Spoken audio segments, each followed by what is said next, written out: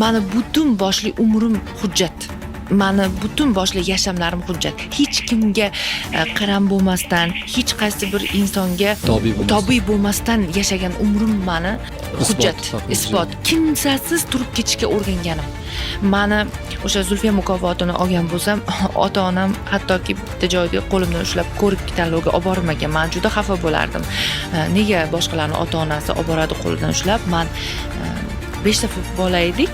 Demak, vaqtlari yo'qda deb ketganman, ovutib, lekin men xohlardim dadam ham onam ham bo'lishini yonimda. Lekin meni taqdirimga bu narsa kerak emas ekan. Agar dadam onam bo'lsa, suyanib qolib ketar ekanman.